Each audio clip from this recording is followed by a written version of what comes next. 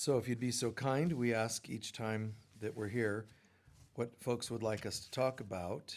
If you have anything in particular that stands out to you as a challenge or just a curiosity of what's happening in the world or in your life, something you'd like answers to or for. Anyone? Trusting your own intuition, not others. Keeping fun in the chaos. Living like the grass is always greener on the other side. You're asking how to do that? That's what I'm doing all the time. I gotta stop living there over there. Oh, good. That's healthier. Anybody else? Pardon? Spiritual bypass. The folks online, they're sharing. I'll share later what they're saying if you can't hear them. What else was over there? Forgiveness. Okay, thank you.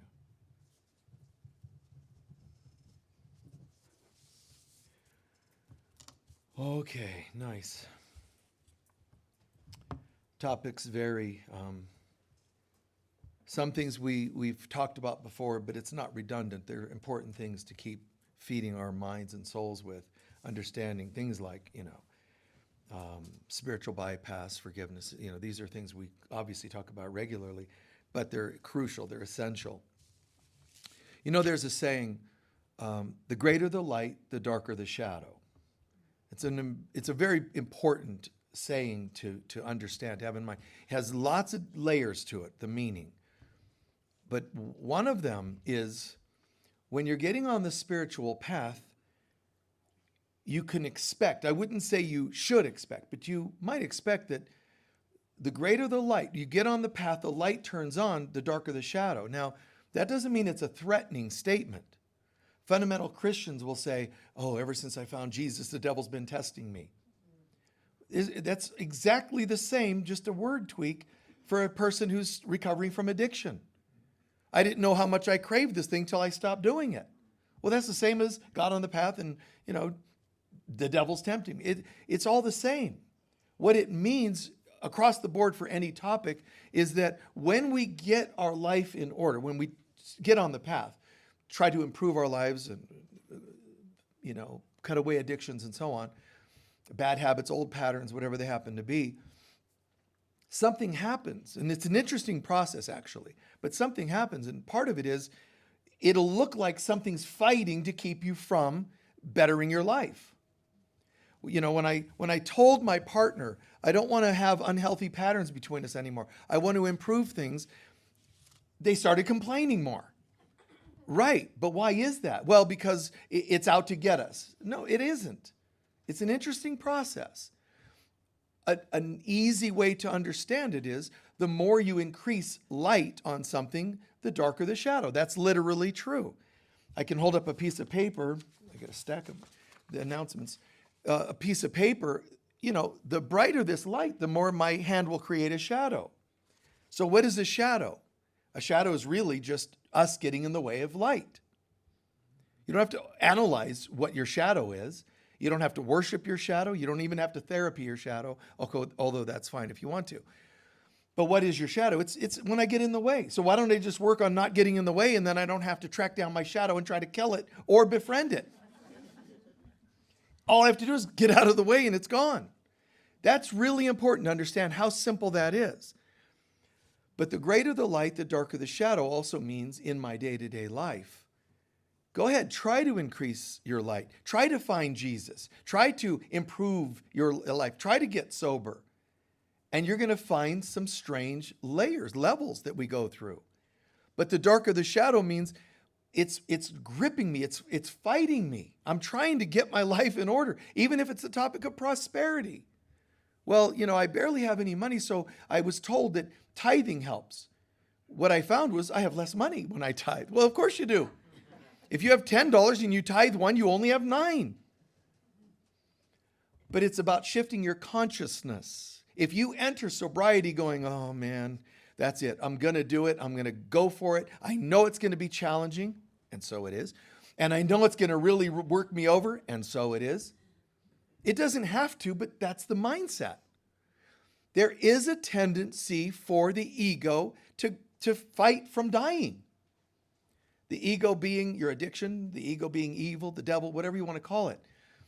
Those things, they're not real. God didn't create them, therefore they're not real. But we fabricated addiction and so on. God didn't say, let there be light and addiction. That didn't happen in the creation of the universe. We fabricated these things. So working on those issues is about us no longer finding value in them, seeing that they're not really that helpful. So when you say, I'm going to work on my relationship, but I know when I bring this up, my partner's going to fight me, the same as an addiction to a substance and the same as any other thing you try to improve. Trying to improve your relationship, somebody's going to start complaining about it. Go ahead and try to work on saying no to a narcissist. Try it. See how that goes. Try to tell your codependent mother or father who try to still, you're 90 and they're still telling you who to marry and how you should live your life and what your beliefs should be and how you should vote. You know, there's a lot of that out there. So saying no means, no, I have a commitment to knowing myself. Well, all the people that have been invested and gotten used to what they could get from you are going to complain because they have an addiction to you. But why were you their substance? Why were you their high? Why were you the stimulation they were looking for? So of course they're going to complain. It's just it's one of those things. You might go to a favorite restaurant to get your favorite food and they're out of that today. That's kind of minor, but it's still annoying, isn't it? But I wanted my thing.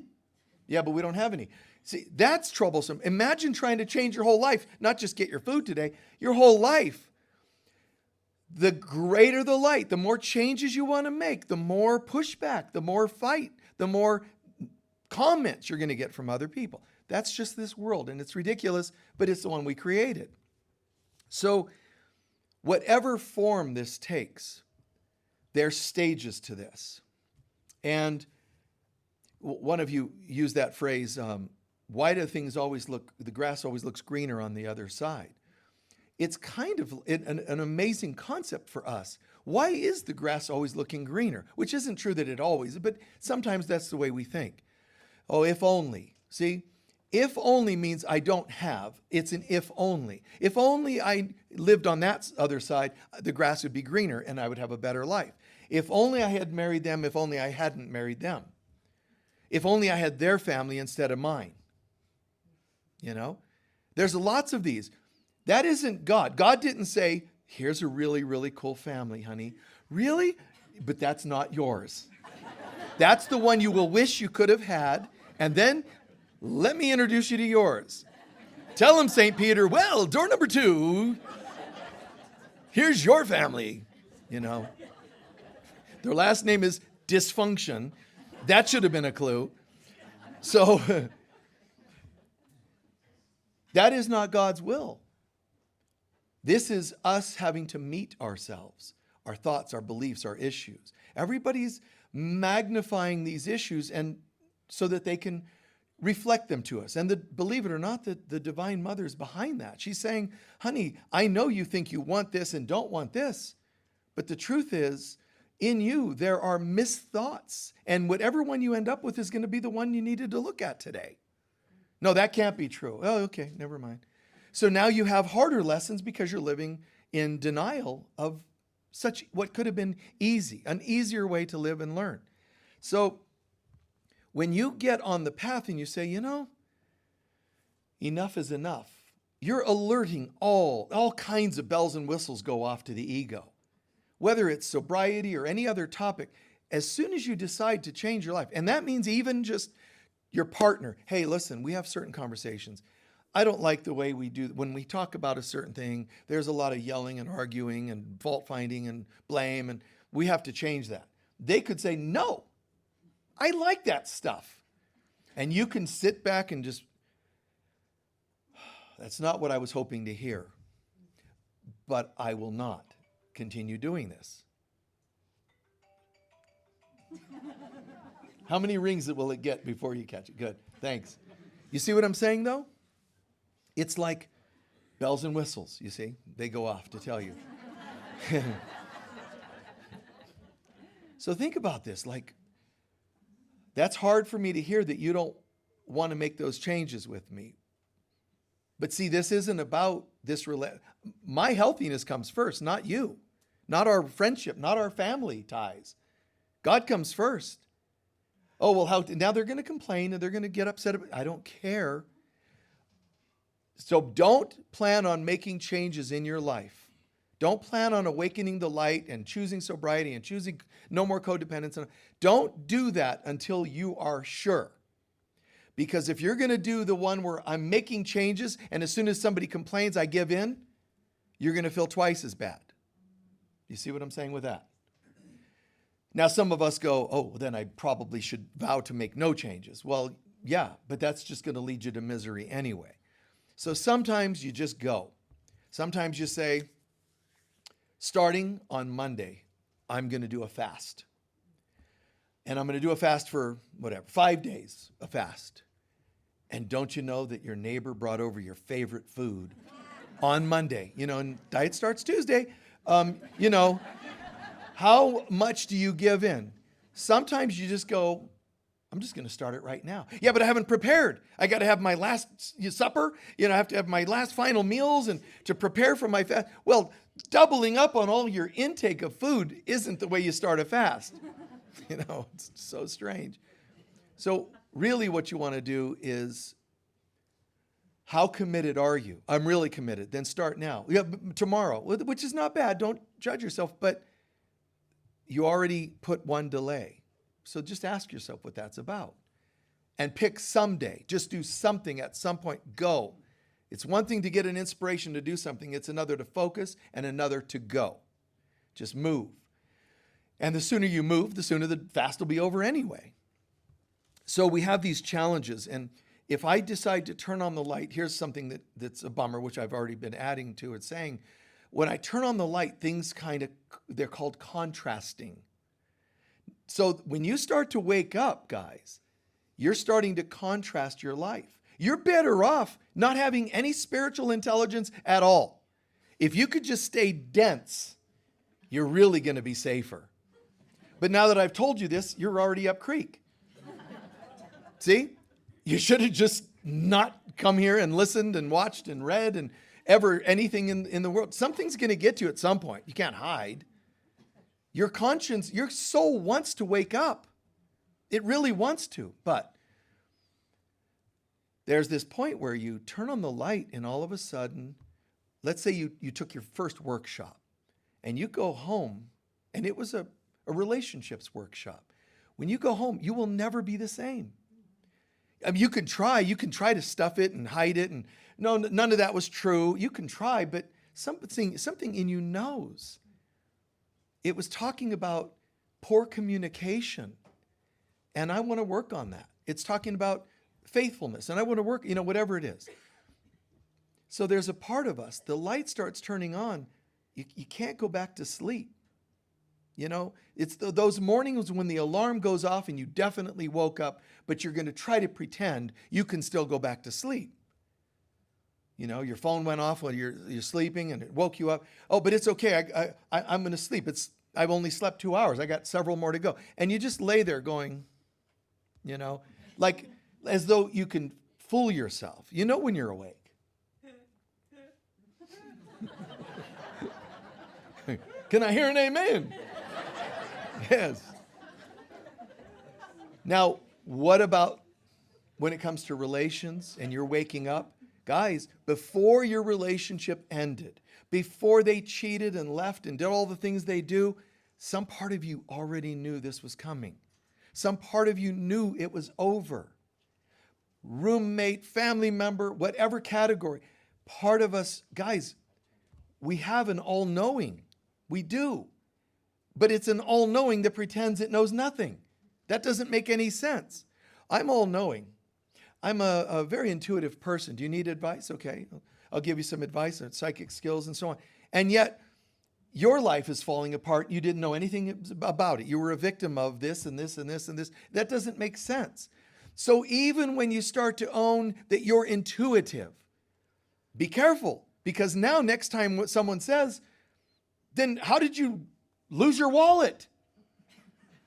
It doesn't work on wallets because the banking systems are crooked. How did they end up your fault because you lost your checkbook?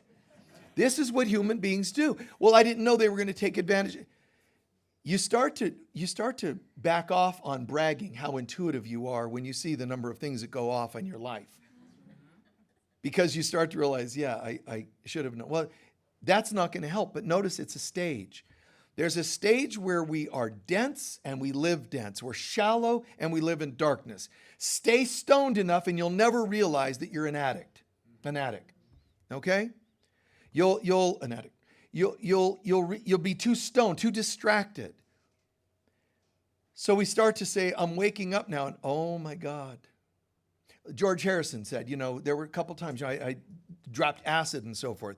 And he said, and I knew it wasn't right, but I believed in these other worlds, but nobody could talk about it. So I had to use this other thing to find those other worlds, dimensions, realities, whatever. It was like he's like, I finally found what I believed in, but it's synthetic. He said, one day I went home and I looked at it under a microscope and he said, it looked like a rope.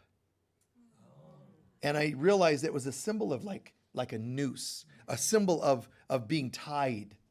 And he never did it again. All it took was one inspiration. Now, was it that one, or I say to you, or did he already know he was done? The rope became the finale. And that's what relationships are like as well. They have these pivotal moments, the last straw, if you will. Your job, before they fired you, you already were done. You already probably even verbalized that you didn't even like the job. Then you're upset that they fired you. If you could have honest conversations with yourself, amazing things would happen. But when I have clients say, hi, Michael, I'd like some feedback because I hate my job. It pays the rent. I don't know of anything else I could do, but I really don't like, I say, shh, careful, because it's listening. It knows you want a divorce and it'll cheat on you before you can cheat on it, etc. You see the metaphor?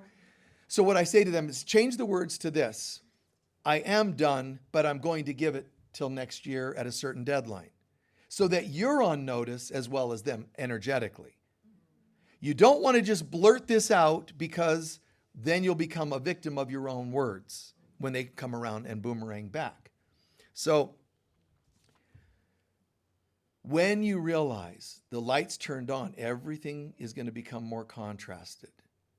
All the creepy thoughts, the addictive behaviors, all that stuff. When you're fasting, you do fasting mentally and dietarily, you start to realize, I didn't know that I had this many dark thoughts. Because when you fast, try this if it's a day, 3 days, 5 days. When you fast, don't just go on a diet. When you fast, consider fasting from your addiction and have a journal nearby because you're going to have all kinds of things coming up. Fast from negative thinking. Try that. For the next 24 hours, will not make negative statements of any kind. How true can you be to that? You slam your hand in the door. Ow, this is not hurting. I'm going to keep completely positive. You better open the door and get your hand out and go, ow. It's okay to have those slips. But it's nice to sit and watch yourself, how your mind wanders into all kinds of conversations, doubts and fears, obsessions. Now, the more you try to fast, the more opposite starts to show up. That's why Jesus told his apostles when they tried to do exorcisms and they couldn't, he said, that's going to take more fasting. What a weird sentence. They were like, oh, couldn't you just give us a magical prayer that'll kind of... No, why? Because he's saying you have to fast. You have to clear out some of your own demons before you can cast the demons out of other people. But you haven't even looked at yours, and you will not, and could not see this if you don't fast because they'll show themselves. It's an interesting thing. People are like, there's a concept called inner conflict. When you ask things like grass greener on the other side, what that means is I'm conflicted. I have the life I have, but part of me wonders. What if only, wishful thinking, you see? So that's called inner conflict. Every human being has inner conflict every day and doesn't realize it. You're conflicted which diet to go on. You sit and look in the refrigerator. You know, you open the doors and you're conflicted. But then that one's going to take too long to cook. That's faster. But I'm really in the mood for that. What a bizarre, this is a holy child of God, and you cannot walk away from the refrigerator with a decision made. Just completely, oh yeah, of course. That's why you should have frozen pizzas, because they're just always have them available when all else fails. I am that I am. Pull the pizza, you know. But anyway, the go-to food, you know. But whatever it is, what is your thing? Just knowing. The ego cannot let you make clear decisions because then you would be at peace.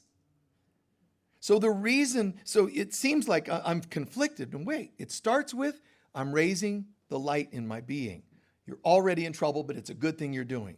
Raise the light. Okay, now that you're raising the light, you're going to start seeing things more clearly. Contrast. If I'm raising my light, I'm finding that getting stoned just doesn't fit into my new consciousness. These arguments in my relationship, you see what I'm saying? All these topics, it's conflicted. Certain foods, you're going to go, I just feel in the spiritual awakening, I feel like I'm a presence of peace in the world. I just feel so alive. I feel Christ or Jesus or Mother Mary or whatever you're into. I just feel spiritually alive. Guys, it's going to start contrasting. Foods that don't resonate with that. You don't usually go, God, I feel a sense of oneness with all life. And now I'm just craving a bloody steak. It kind of, and I'm not saying it's wrong or bad. If your consciousness is congruent with that steak, then that's fine. The problem is when you wake up and you start seeing the inconsistencies, incongruence of things in your life. All of a sudden, your habit for a certain show, you know, if you're one of those people that's into reality shows, you have a spiritual awakening. There's not a lot of my new spiritual self that says, and you know what I really need? More prayer and reality shows. They kind of go, these are ridiculous. The downside is the more spiritual you get, the less you're interested in mundane, silly, valueless things. And you get to the point where you go, I don't even know what I'm going to do anymore because nothing makes sense to me anymore. I've done that since I was a kid. My mom, you know, she'd go, Michael, you know, you only have 10 things on your list of things to eat, and now you've knocked it down to 5. You know, she goes, I can't just keep making pizza, you know, or whatever. But it's true. She would warn me. She goes, Michael, you can't keep checking things off the list. There's nothing I have left to feed you. I'm like, toast. I'm good. I was always, you know, just toast. A lot of butter and toast. But anyway, you find that when you're waking up, this is gone. And there's collateral damage. There are people you're not connecting with anymore. Please don't take that stuff personally and don't take it on too heavily and don't let them project onto you. If this is where you're at, this is where you're at. It's not wrong for you to apologize. And some people say, oh, you shouldn't. Listen, if there's people that are confused by your awakening, there's nothing wrong with you saying, I know this isn't easy. I know that you, my partner, we're not intimate anymore because I'm coming from a different place now. There's got to be love or nothing. And you just want this thing, stimulation, but that's not me. And I know that's not easy. It's kind of nice for you to say, I know that's not easy. What you could be saying that would be true is, dude, you got no clue. I want life and light. But you don't say that. You say, honey, I know this is challenging, you know, because you bridge and you're being tactful. It's kind of nice to do. When they hear you taking responsibility, saying, I know it's hard, but I'm making changes, you're planting seeds to them that they might also consider that. So your tactfulness can change lives, even though deep down you might want to say, well, I'm spiritual now and you're not equal to my vibration. You know, you don't need that stuff. So this awakening is happening and you start to see contrast. Now, when you see the contrast, you must own that it's there. You have to own that something's not right. And when you start to own that, I want to say this, I want you to remember to own your light. and be grateful. Be glad that you're waking up and things are changing for you. Own that. Breathe that in. Don't make it like I'm changing and I'm losing things. See, you're making it a negative. Start, own, I'm changing, own, you're on the path or whatever it is. Own that this is increasing contrast and now I can see it. Own the positives. I'm very grateful that this is changing things for me and my life. I can see it's cleaning things up. But then also own the hurt that comes, or the pain that comes from it, the addictions that are showing up. Own the negatives as well. And then I want you to remember when you're dealing with inner conflict, because that's the root of what we're talking about. Underneath all these changes, I became conflicted. I started waking up. When I said the word contrast, I mean conflicted, because that's what's going to happen. The contrast becomes more clear, and now I'm conflicted. When I was just totally shallow, it didn't matter. I was so completely messed up that I lived it and it was okay. I didn't know how messed up I was. Turn on the light and suddenly, wait, what? It's like looking at the food you eat under a microscope and go, wow, what's that? You have like little amoebas, going, in the screen at the microscope lens, and you're like putting that in your system. It's kind of weird. Just like when you think about people you've slept with and you're like, oh, I cannot believe that I did that. There's these things of our lives, you turn on the light and these start all becoming, even memories come back. Past life, childhood, these things come up. Why is that happening? I thought I was healing and I'm having memories of abuse or past lives. Because they're coming up to be dispersed. Buddha sits still under the tree, meditating. They'll come up as flower petals or arrows. Whatever they are, just sit. What the Course in Miracles uses sit dispassionately, meaning non-reactively, and just watch them become the nothings that they are. You are what matters, not these things, not these memories, not these ghosts of the past. Let them come forward, pass you. Just let it be, and that's a clearing process. That you could do as a meditation. But whether you do it as meditation or not, I'm telling you, your life is going to screen this for you. It's going to reveal it or reflect it. So the contrasts become more obvious. When the contrasts start to show, remember, I was blissfully unaware. Ignorance is bliss. I started waking up, and it's not feeling very blissful because things are contrasting, and it's going to make you feel inner conflict. Because now you see two things. The ego would rather you just stay messed up. If you're going to start waking up, though, your ego is going to say, oh, really? Well, I can't let you just look at something and be at peace, experience something and be at peace. I have to create contrast and conflict so that you're not at peace. So now you're making some changes, but I'm sorry that I hurt them, and I wish I hadn't done this, and maybe I'm not at peace. So what I would recommend is prayer at that point in this process. Please remember prayer. I'm feeling conflicted, God, which is not your will. God is this and I'm this, conflicted. Which decision do I make? Who do I date? Where do I live? What am I going to do? I mean, people are conflicted, like I said, food that they're going to eat, dress today. People actually stand there trying to decide which thing to wear. Do you understand? That's not peace. I'm conflicted. I know you're going to say, but that's not a big deal. I know, but it's the 100th time today you were feeling conflicted and you just woke up. How hot do I want the water today? Why can't we just live in a knowing? Because you're not in heaven anymore. Dorothy, you're not in Kansas anymore. You're on earth, and the ego wants to make everything dramatic and contrasted so that you never just say, I know what I want and I do it. That was easy. How can you know what to do if you don't know who you are? Decide who you are. I'm an addict. Pretty much anything goes then. Go for it. If you say, I'm clean and sober, careful, because you now created some contrast. There are things you might do that are not resonating with clean and sober. Is that making sense? And when you act incongruent with your statement that you're clean and sober, you create inner conflict, and you're going to then create karmic effects. God, I don't know what to do in this case, but what I do know is I'm allowed to and encouraged to ask for the peace of God. So ask for peace, even though I feel conflicted. Ask for peace. Own that you feel conflicted. Give the conflict, inner conflict to God. Ask for peace. And then make your actions match as best you can. You cannot fix yourself. You cannot make yourself clean and sober without God being part of your program. I do not recommend that you try to therapy you and your partner in relationship issues. Bring God into those issues. Bring a greater spiritual path. Yeah, but whenever I talk spiritual, they lose interest. Never mind, stay. Either go wholly insane with them, and then nobody question anything, and you're just two insane bricks having a relationship. No thought, no conscience, just density. Fine, you could be, ignorance is false bliss. But you start waking up, be careful. Because there's going to be like, you know what? I can see what isn't me anymore. But you're not going to just get away with that and choose the new life. As soon as you wake up, conflict starts to happen, meaning inner conflict.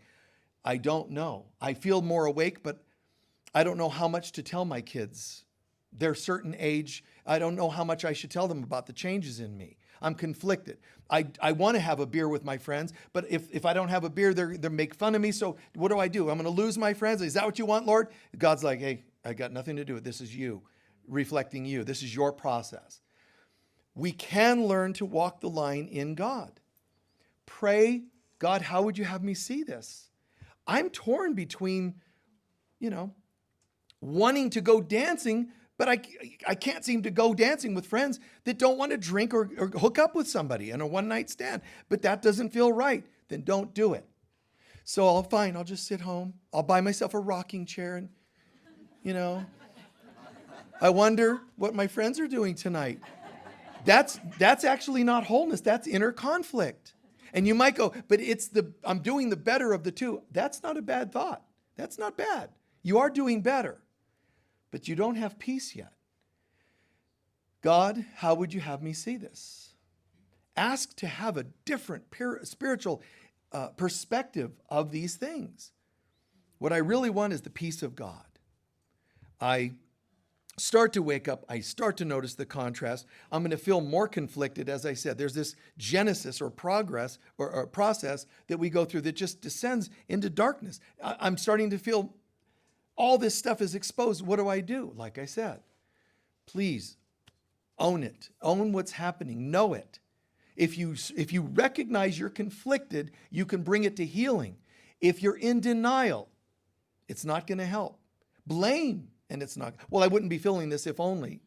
It's not going to help.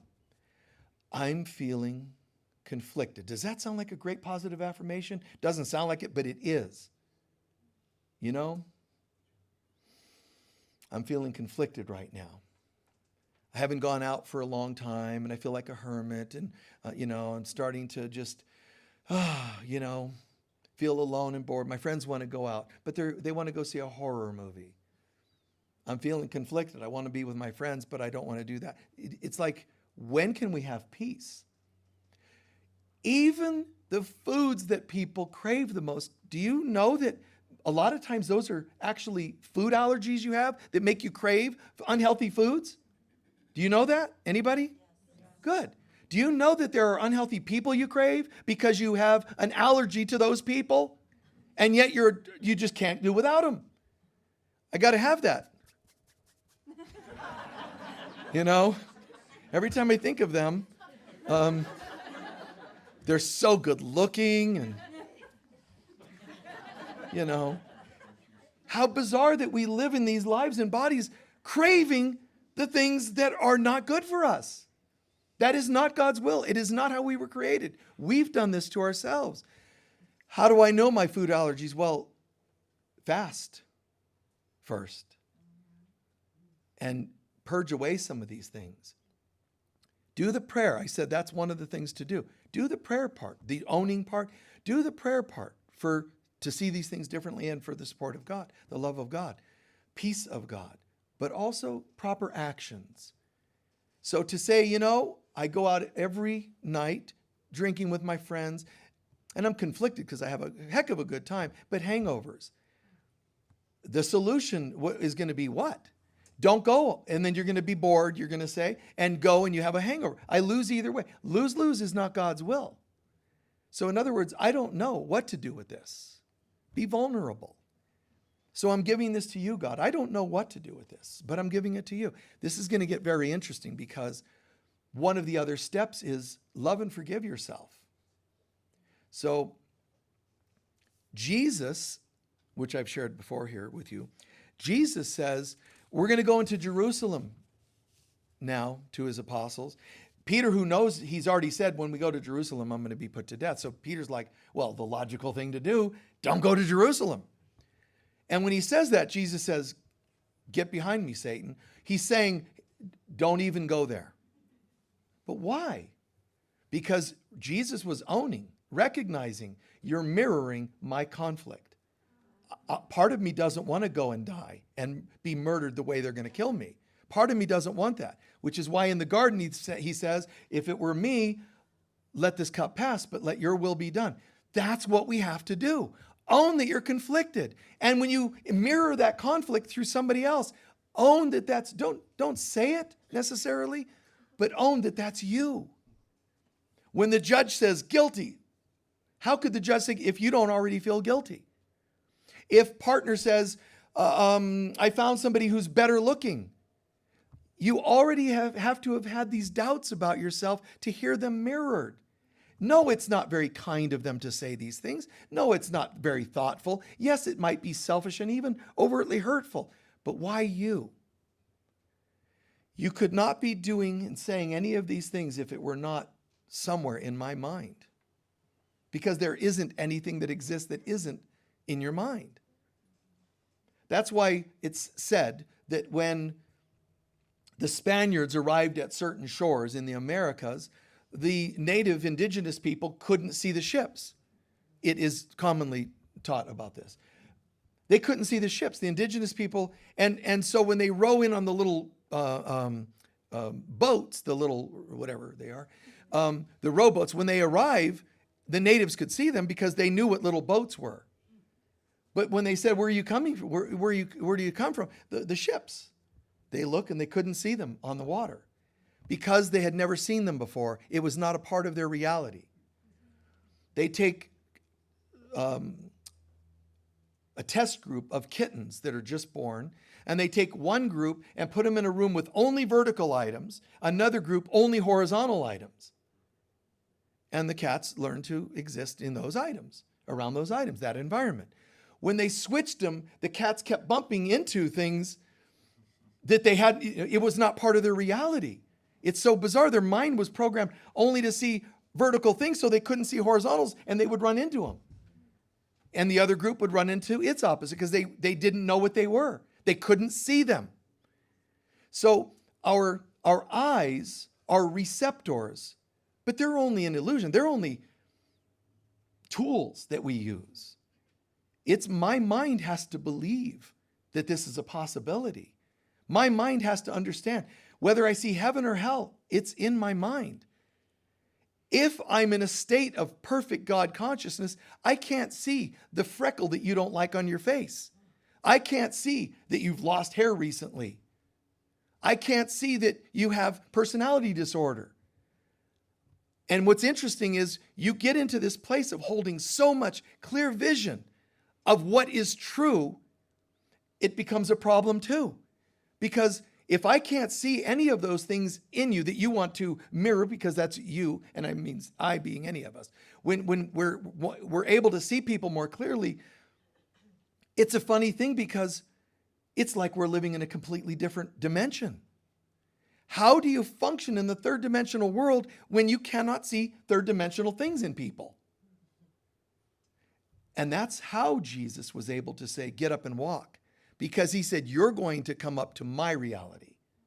Rather than, oh, gosh, how long have you had that? Oh, I knew somebody with that. It's probably very painful. Now he's dropping to their reality, which I'm not saying is a bad thing. I'm just saying you have the option of saying, here's where I am. I'm aware right now that there's a dimension where you're healed. Would you like to join me there? And some people will not. Even though it sounds logical, some people cannot and will not. Honey, I think there's hope for our relationship, but we need to make some changes. No, not going to do it. So you're now in trouble because you're not the one that's in the other higher dimension, but you're no longer wanting the lower dimension. You're in trouble. You're the one here that's conflicted between the two. You're the one that wants to introduce change to a thing that doesn't want change. It's very exhausting to be in a relationship with people like that. And it's filled with sorrow, really, because you're in between the two. And in my own personal life, I mean, as a healer, as a counselor, you know you're telling people things that are really helpful to them, and sometimes they will not do it and they will not listen. I don't recommend you do that, and they do it and they get hurt and they call for another session. I'm devastated. I know. You know, it's hard because you're not the victim that's in between the two when you're the teacher, the counselor, and so on. You're learning to be the teacher between the two. And when they don't listen, it's still hard. It's hard enough to be the recipient of being between those two, where you're growing and now you're stuck between these two realities and you lose constantly. Even when you're awake and you try to speak to people that won't hear it. It's called the Cassandra complex because she was the one who woke up and had this vision, ability to clairvoyant to see the truth. And she said, don't trust the Trojan horse. And they said, oh, you're nuts. And she was right. She was that voice saying, you know, but she still, her curse was that she would never be listened to. So we have this constant inner conflict, guys. I mean, we could do a whole day workshop just on this and not be complete. How it happens, because it's light, brighter, and so it contrasts to the darker. But you got to own that it happens. You got to own that I'm grateful for the light that I'm turning on. And I'm owning the dark that I'm not really digging to now that I'm seeing it more. You got to own that stuff. But at the same time, where are you going to go with it? Giving it to God. And what I really want to feel is peace. So Jesus says, I'm going to go to Jerusalem. They say, don't. He sees that they're mirroring his own doubts. There's an apostle, we'll call him an apostle. There's an apostle who says, Jesus, I have this thorn in my flesh. I have this thorn. Help me heal it. And Jesus says, no. Let my presence and grace be enough. And you have these theologians and whatever else, you want to call them, priests and ministers and televangelists talking about, nobody's figured out what that was. Did he have a thorn, an actual thorn? Did he have a splinter? Was it a metaphor of an illness? Whatever the thorn was to this person, he said, there's this thing that causes me constant pain. Would you take it away? And Jesus said, no. Well, that sounds like me, all of us could say. I've asked for, fixing this and fix my husband. Why do make me not want this? And so the same apostle says, all the things that I would not want to do, I keep doing. And the things that I would like to not do or do, I don't do. It's vice versa. So why am I attracted to doing the things I know I shouldn't be doing? That's the thorn. That's the splinter. That's the rub here. You see? Why are you attracted to foods you're allergic to? What a shame. Or it's kind of funny. Why am I attracted? There's just a certain person with a list of dysfunctions and they're irresistible to me. How could that be? Is that God in you talking? No. Own it and laugh at it and go, man, it's a funny thing. There's an author many years ago who started really making popular the concept of codependence and all that. So this author in one of his books says, I know through and through the whole concept of codependence. And he said, I know it so well. When I walk into a party, I will be able to know the exact most dysfunctional person in the room. Why? Because it's the one I'm most attracted to. Isn't that kind of bizarre? Try that kind of honesty. Now, if you go too far with it, it's a lose-lose because, fine, then I won't go to the party because I'm just going to stay home and knit. You see, what you're doing is, are you noticing how lonely I am? Because you won't let me do dysfunctional things? This is what we're doing to God. God's like, got nothing to do with it. There's a point where you realize, surrender it to God. What I want is the peace of God. Now watch. If I have the presence of God, I could go to a party and nothing would interest me that's unhealthy. I could stay home and I wouldn't feel lonely because I'm in the peace of God. That's why Jesus told the apostle, what you want is my presence. Let my presence be enough. What he's saying is just bask in my presence and nothing can harm you. I'm still feeling cravings. Yes, and you'll surrender them and forgive yourself, and they don't have power. The spiritual path does not mean naughty stuff.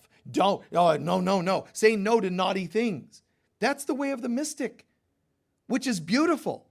But they went from doing to not doing and abstaining. And it's extreme. What I want is the presence of God. And I will also take external measures, meaning behavioral measures, to say, and I'll go dancing, but I'm not interested in having a drink. That's your discipline. So it's okay for you to be part of this, but you of yourself can't fix yourself. The one that's already dysfunctional and conflicted, we don't even know where and how often we're conflicted to be able to fix them all. But I promise you, there's a feeling of inner conflict about just about everything you can imagine doing in your day-to-day life. What friends to have, not have, how long should you take this trip, how much money should you spend, just constant. And we think they're just decisions that were, I was doing this or I'll do this. We think that. It doesn't work that way. Jesus makes it very clear in the spiritual psychology book called A Course in Miracles.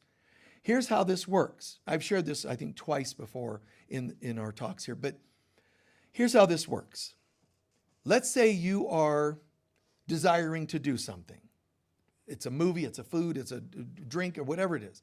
You're deciding who to marry, who to date, whatever it is. Now, you have two options. If I choose this one, the one that's like clearly not healthy, if I choose unhealthy, the other voice that says, you gave in. What a bummer. You could have been spiritual today. You could have been stronger. So choosing unhealthy, I'm going to feel bad. And he says, and that leads to depression. You have another option. Not do it. I'm going to be spiritual, man, and I'm not going to do this, and I'm not going out, and I'm not going to do, all these rules. And he says, now you're going to feel anxious. If you don't do this, you're going to feel anxious. If you don't do this, you're going to feel depressed. Depression is often us judging ourselves and caving in and feeling guilty. That's where the depression comes from, being so hard on ourselves. Because you're giving in, because you're so weak, and weak is depressed. See, they're kind of like down. I'm weak, I'm depressed because I feel weak because I gave in, and I'm a bad person. That's all depressed thinking. But I'm not going to be like that. I'm going to be like this. Notice the tone. Perfectionist. Man, I'm going to be so spiritual. I will never do anything wrong again. He says that leads to anxiety disorders. This is the obsessive person. Which one do you want to be? I don't know, whatever you want to do, guys. But it's a lose-lose scenario. You thought you could make the right decisions and be healthier and safer. You see? And it doesn't work that way. What I want is the peace of God, no matter what I do. You're allowed to go,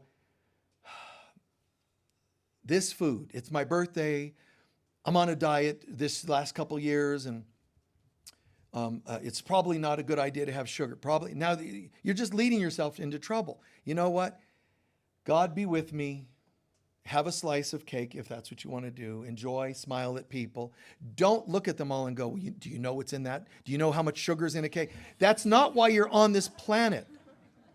How are you making a difference? How are you bringing the presence of God? And mind you, as a teacher and a counselor, I got to tell you just this one segue. It is probably the most challenging part of my existence. It's every day, 1,000 times a day, that I do what I can to stay right here with everything. But because I know what I know, the light is on. The slightest this, the slightest that, and I'm keenly aware. Why? Because the light's on. And there's times when I'm thinking, and I have thought, wouldn't it be nice just to be asleep and not know this? On rare occasion, but it does happen, I think. And I call it, in my prayers and such, I call it just to be normal. Why do I have to know this stuff? Why can't I just do that? And why can't I just do that? And it's all me. And somebody else could mirror it. I remember one time when I moved out of one area that I lived, somebody checked in with me a year later. And they said, what have you been doing? It's a couple years I haven't seen you. I said, the strangest thing. I was in my early 30s, but I was already touring and teaching. But they said, what have you been doing, Mike? And I said, strangest thing. I went out dancing. And they're like, oh. Like I fell from heaven. I'm swearing to God. They're like, now watch this. They're like, oh. Why? And you were so spiritual and we all trusted you as our teacher. And I sat there going, wow. And then I responded and said, what am I, a wind-up toy? I did. I said, what do you think? You're spiritual. Be spiritual. Like I'm not allowed to do anything but what they want me to do. Do you see? And I was getting really adamant about it. Their voice and my adamant voice, it was all the inner conflict talking to each other. You're not allowed. Yes, I am. But just because I go dancing doesn't mean I was like waking up in the alley of the place the next morning. I still kept my wits, but I knew who I was. I was pretty clean, and that's how I am. But the shame voice came up just to go out dancing. I'm like 30-something. I had never been to a place, never been to a nightclub, never danced, never did anything. And I'm like doing it, and I'm getting shamed for it. Are they wrong? Yeah, it's insensitive and blah, blah, blah. But guess what? They were my voice. That's still with me to this day. Be a spiritual leader, hug somebody and somebody across the room. Oh. They hugged them, but not me. It's probably the hair color, you probably, and they start making up stories. And I'm just like, doing my thing. But we all have these multiple personality disorders. Lots of voices with lots of opinions to do and not do. And I'm telling you, none of them are for our greater good. It's not, how do I get the right voice to talk to me and not this one? Neither of these is healthy and has your best interests in mind. This one's going to depress you. That one's going to make you anxious, trying to behave and be perfect. Either one you give into, you lose. There's only one. There is no duality in God. There is no duality. There is no, which one, guys? It's this one. Right. The voice, it's the voice of God, and it's the truth of who you are. Christ. You can call on Jesus because he dealt with these things. You can call on whatever works for you. You can even call on your angels. Whatever, do something. Call for help. I'll just call on God. Ask for help, as I said. I don't know what to do. Show me. If you think you know, you're going to end up making one of these two decisions that isn't here. The peace of God is what you want. It's what we all want. The peace of God means also the presence. What you really want is the presence of God. We just don't know that. We think, like Jesus explained in the garden, if it were up to me, I would let this cup pass. That sounds like a better life. But let God's will be done. Think about this. Which one sounded more fun? You know that the one, but let your will be done, ended up with being pummeled, beat up in every kind of way, lashed, one lash short of death. The Romans had this down to a science. They figured out how many lashes would kill a person, and they backed it off one for him. You understand? This wasn't like a hand slap. This was heavy stuff. He's got all this to decide, and he's got this. Which one sounded better? Obviously, let me off the hook. I'd like to not deal with recovery because it's annoying having to deal with recovery. Got to make all these changes, got to start lifestyle changes, and you lose your friends. That sounds great. So you don't want to do that. Oh, but you're going to behave and you're going to not do this and that. You're going to have anxiety trying to not give in to your drinking or whatever your addiction is. People, you let go of that relationship, you're going to lose either way in the world's, account. But when you say, God is with me, Jesus said, Let your will be done. That's the center one. And please, this isn't a preach, this is practical psychology. When you're deciding on peace, these two things start to lose their contrast and they start to reel in and become more like this. There's still a little bit of wiggle. You still go dancing. You just don't do that. You still, certain integrities, you just don't go to that extreme. You're living here a little more close to the line, close to the light. You can use the, what would Jesus have me do? What would Jesus do? What would any symbol of healthiness do? And you start combing out all this stuff that you didn't even know were knots in the flow of life. Prosperity issues, whatever it happens to be. So I'm going to go to a close here. Look at the forefathers of this country. They fought about becoming an independent nation. They argued a long time about this. Why? Because they were not at peace. They did not have certainty and clarity. They were conflicted. Do you understand? Remember, what they were going to declare independence was punishable by death. Do you understand that? As soon as they sign, they're actually wanted and are going to be put to death.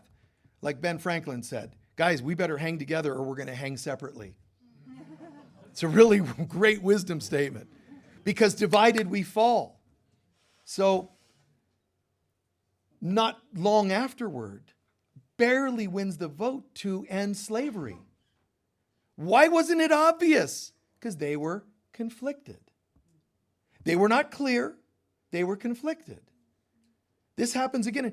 Do you know that when the forefathers put together the Bible, it was by one vote that reincarnation was voted out? By one vote. Why? Because they were conflicted. Some of them are going, but it's a very natural thing. We know it's a part of life. It's so accepted. Others were going, yeah, but. You tell people that they can live other lifetimes and get their act together, they won't devote themselves to the church now. We want absolute, the fear and devotion. And yet some of them had a conscience, but that's not to the truth. I know. But do we really want to let loose, these people? So conflicted. When I came to do the position here, they asked me to come and do in Sedona for the center. There was no way I was going to do this if they voted 51%. I told them, well, you should ask your congregation if they want this kind of trip going on here. They might want to have a guy wearing a suit and a tie and, quoting from Deuteronomy every Sunday. I said, you should ask them. But I knew if it's 51%, 61%, 71%, 80%, even 90%, I won't take this job.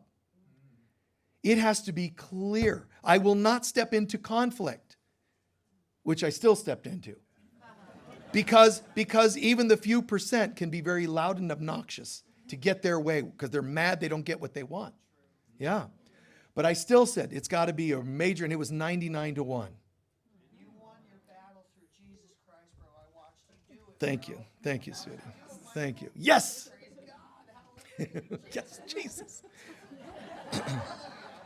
And I walked through it. But again, I had to accept that the 1 or 2 or 3 that might vote against, they might leave. And they're going to be potentially sad, angry, and they're going to project.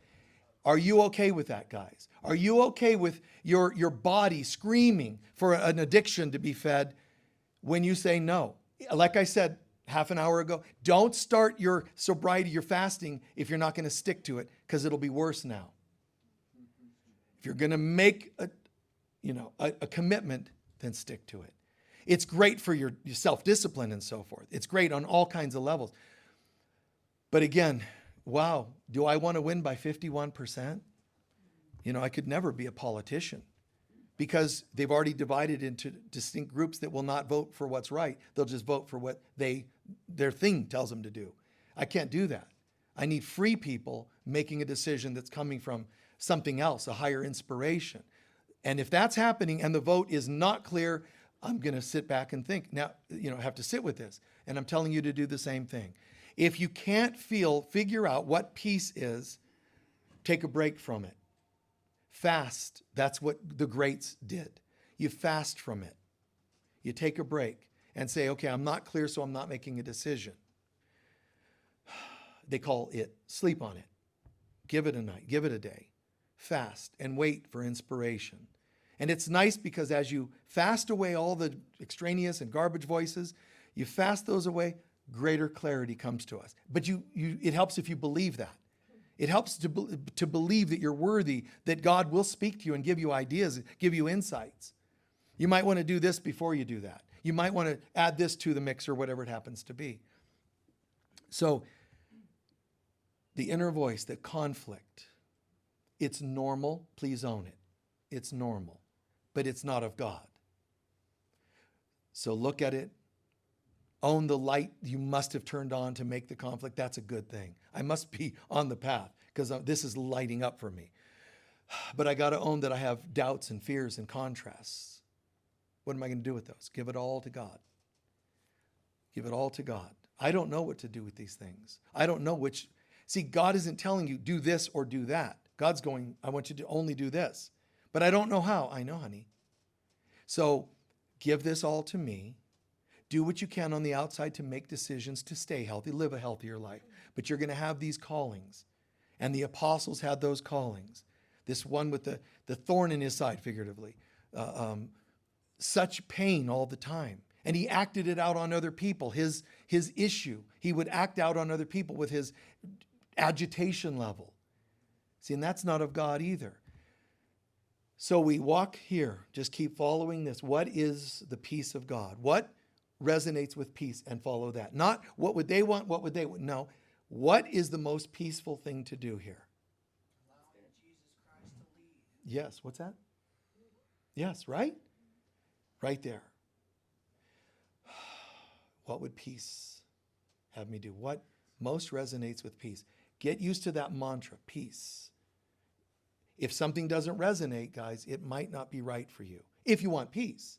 If you don't care, anything goes. Go back to that shallow lifestyle. But I'm sorry, but I'm not. That when you wake up, things become more obvious. And you have to deal with that. And you might find yourself doing a lot of it. Having to every day to go, my God, I was so much better off when I didn't know any of this. Now I know it. What, peace. What would resonate most with peace? And one decision after another. They don't end after 3. Every day it's going to come to you. And there will be days, as there is for myself, there will be days still. I mean, the simplest things I could say, I'm going to go get something to eat. And in my mind, there are thoughts about where I can go and be left alone, or where I can go and are other people going to join me? And, typically I do like, because of the stuff that goes on with this world, I've told folks here, almost never have I sat somewhere with one person and had lunch or dinner or whatever it is. I always tell them, bring a friend. Always have more people there.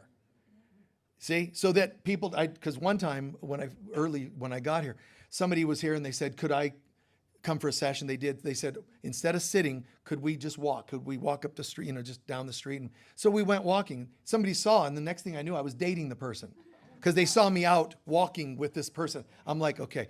And I said to myself, that's it. And never did it again. It's like, I'll sit with a couple people, we'll chat, but I'm not, going to do, there's certain things, and you have to decide what works for you and what doesn't work. Decide your principles, your integrities, decide what works, and you're still not going to have it perfectly clear and clean. People will still talk, people will still think what they're going to think. Someone sees you with a soda in some place, they're going to think, if you used to be a drinker, they're going to think your Coke has rum in it. That's what they're going to do, that's this world. But it's not your truth. You will not find peace ever trying to acquiesce to people's opinions and truths. It's still kind of a drag that we have that. But this is what I'm looking for, the peace of God. Please take a few centering breaths.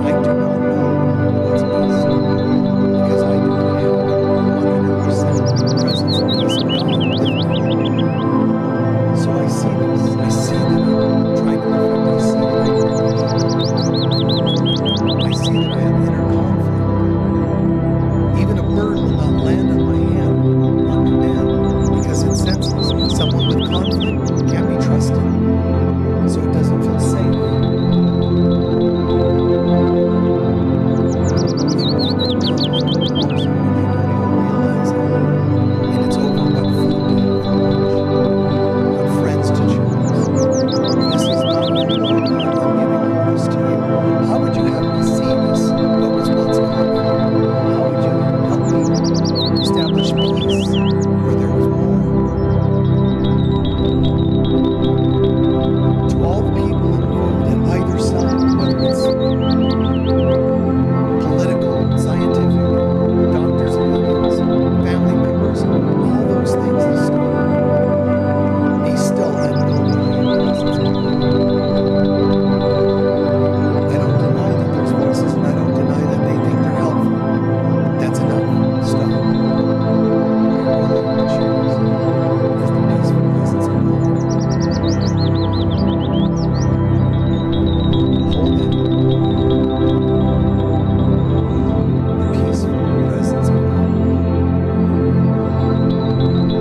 Hold that as your only thought, your only intention, your only consciousness. The peaceful presence of God. And then look back at the decisions you were making as though you were perfectly rooted and planted in the peaceful presence of God. And then look at those decisions. Don't go to either the right or left. Stay in your center and look at them. Any of them on the right or left that can't move towards my center, I need to probably let go to one degree or another. Can you come to peace? Yes or no? I'm asking you. That person, that decision.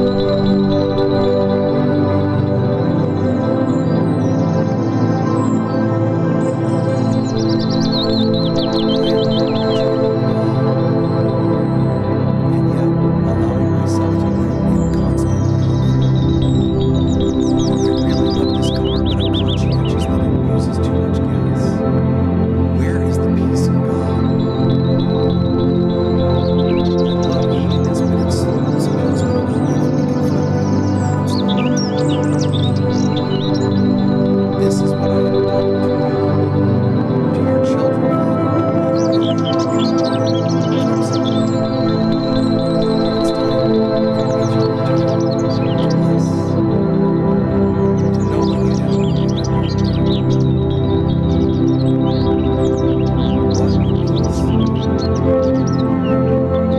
peace be?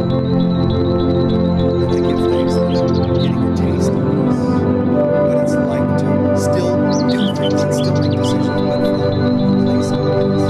I'm very grateful. And I'm grateful that I can be a good example to other people.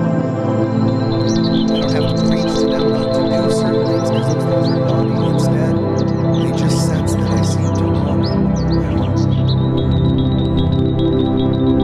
It's attractive to them, at least. I give thanks in advance that this is already integrating into my being, into my cells, into my mind, and into my decision making. And so it is. Very good.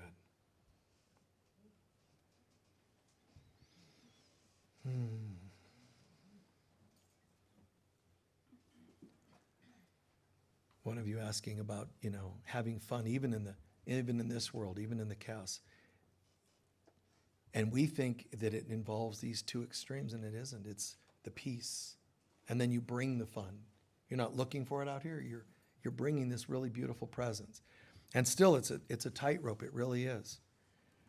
There's days I wish it weren't. I mean, there's days it's just like, wow, it'd be nice to just, do something. But being in the presence of God is doing something. Not making certain decisions that you feel are not right for you, partnerships, whatever it happens to be, is a healthy thing for you to stick to. That's not working for me. But are you fighting it like this, one to another, or are you coming here and realizing this isn't here, so it's no more? Does that make sense? Be here fighting this one, here fighting this one. Go here. Can this come here at all? Some pieces of it, good. Then that's a relationship, let's say. Well, then the parts that work, the parts where we can communicate, let's have that. And I give thanks in advance, you see. What did you hear or learn today that makes the most sense for you, that's working for you the most, that might be the most helpful to you or in your life? Yes. Everyone in this room, we were all children at one time, and we were all programmed by our parents. Yeah. And, some of the programming was Some of us better than others. Okay? Yeah. So for us to go through our, to grow up, and it's no wonder that we are in conflict Mm. with the left and the right Oh, yeah. to get to the center and bring God into our lives. It's no wonder that we're in conflict, given all the programming and things going on in this world. Yes. And the other thing I want to mention now is the food. I've started to increase or improve my diet as much as I can for Yeah. a number of years. Yeah. No drinking, no smoking, no vaping. And I had my daughter and her family come and visit me last year here in Sedona. Yeah. And I have jars of nuts, cashews, walnuts, and I have a big jar of sugar. Ah.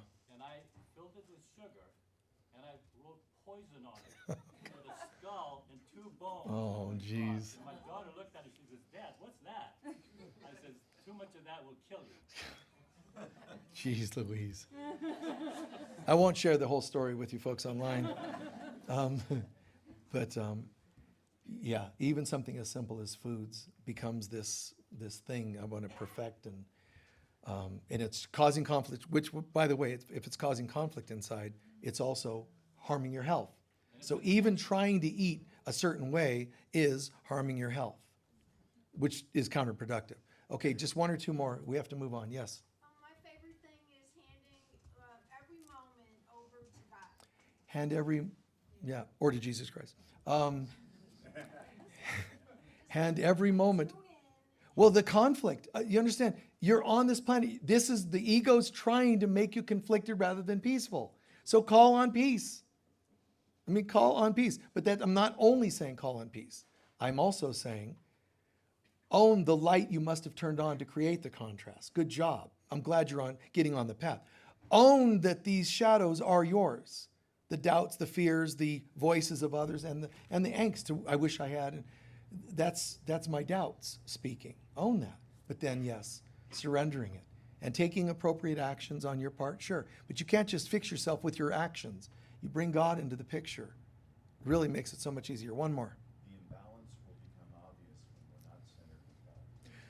The imbalance and the contrast becomes more evident as you turn on the light, and that's the presence of God. So it's a very strange thing to be talking about.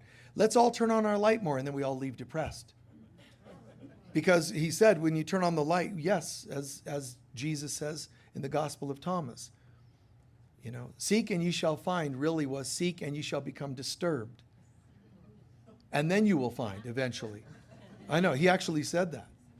But you can understand why some of the apostles were like, I better not put that in there.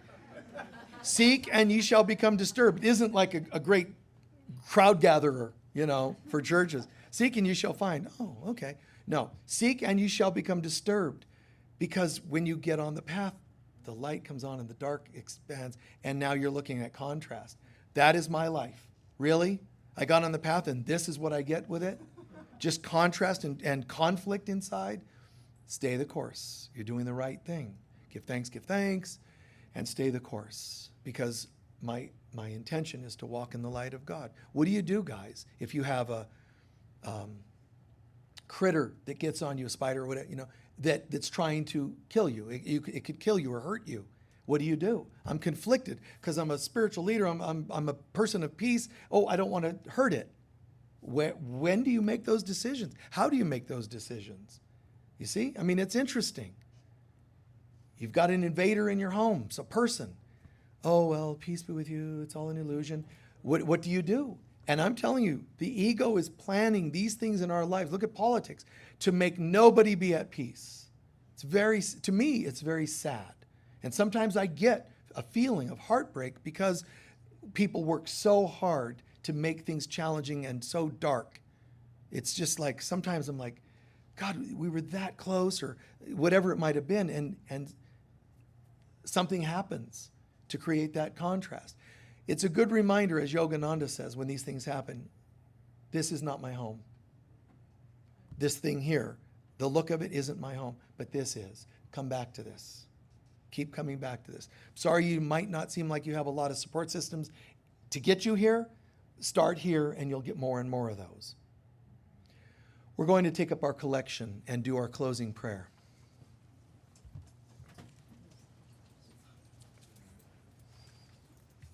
Please be as generous as you can be.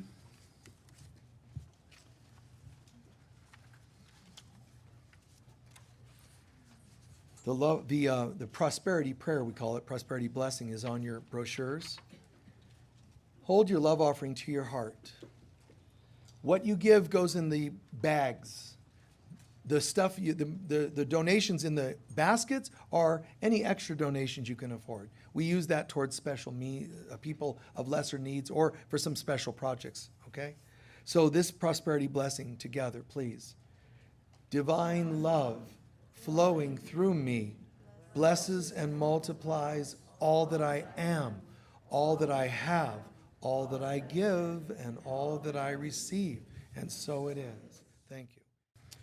All right. Please stand for our closing prayer.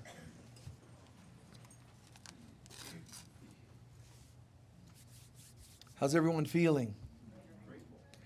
Was it clear and understandable just how much inner conflict we have, and most people don't realize it? Did that get across? Every day, many times a day, inner conflict. Does it sound like that brings you peace and healing? So therefore, it's an unhealthy thing. Yet why would we do it?